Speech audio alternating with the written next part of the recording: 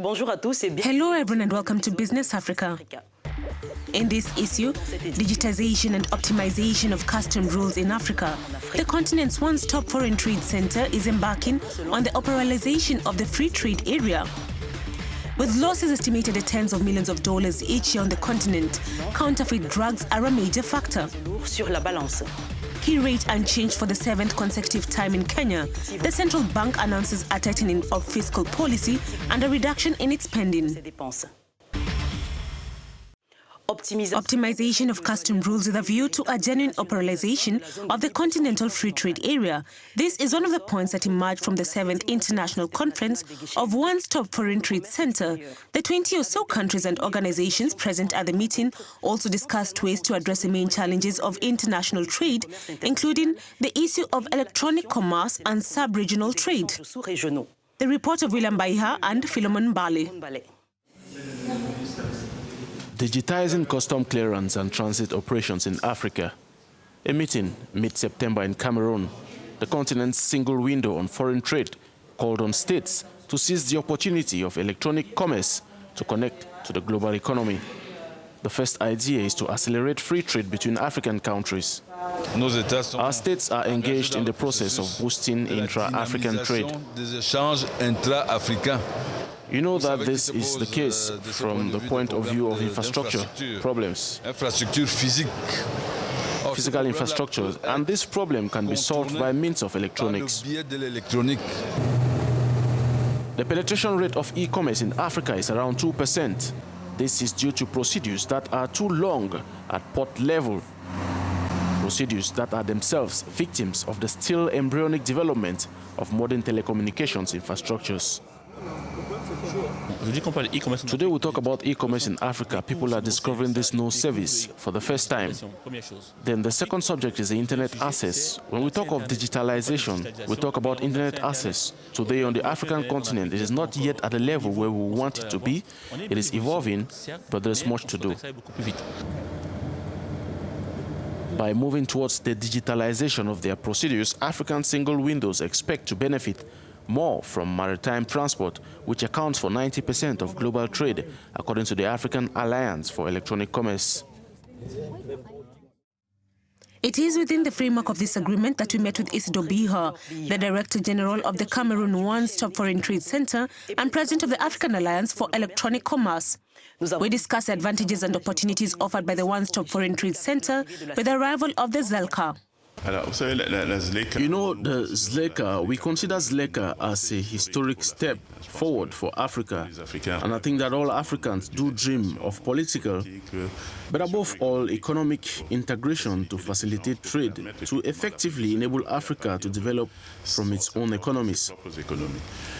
So that being said, I think we have a huge challenge here, and the ZLECA can only be a success if its environment is really set up and allows this exchange between Africans.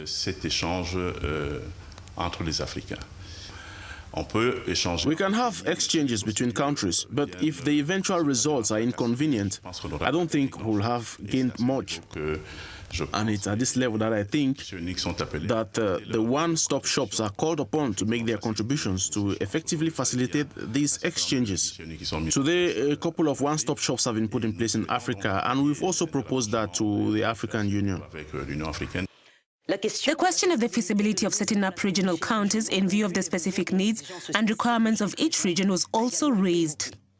So I think that the one-stop shop, one of the priorities of the African Alliance for Electronic Commerce, is indeed the promotion of a regional one-stop shop.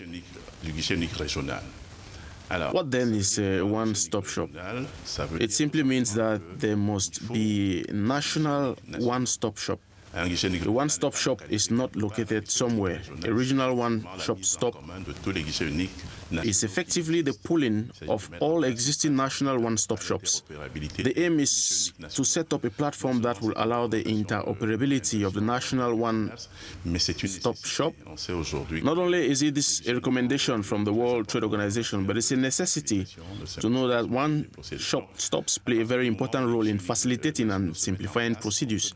Therefore, as soon as a national one-stop shop is set up, their interoperations can be considered. In the case of CEMAC, we have one-stop shop in Cameroon, we have one in Congo, we have one in Gabon, but our dearest wish is that in the Central African Republic and Chad, there will be another shop. And so from that moment, we can build together a regional shop. During this exchange, international indicators such as the Doing Business ranking were also discussed. You know, it's an indicator. You have to take it as such, and I think it is an advantage, but also it has limitations. If I take the case of Cameroon, we are judged on the basis of criteria that are not entirely satisfactory, because when we look objectively, enormous efforts are being made in Cameroon today. Customs is no longer the same as it was 10 years ago or 20 years ago. Customs today has made efforts to modernize itself to be at the service of its users. The one-stop shop has made its contribution by dematerializing procedures, and this results in time saving, which is considerable. But doing business, since that is the one you mentioned, is concerned with particular points. I think that in Cameroon, for example, there are importers of vehicle spare parts.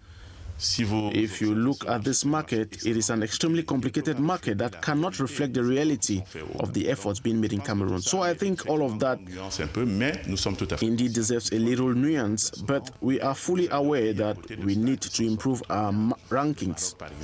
But you have other countries that are doing well. Morocco, for example, has improved its rankings in terms of doing business. Senegal and other countries. But I think it's indeed an indicator, and I think that as such, we need to consider it a motivation somewhere. After the break, we will focus on the consequences of the circulation and sale of counterfeit medicines on African economies. See you in a few minutes.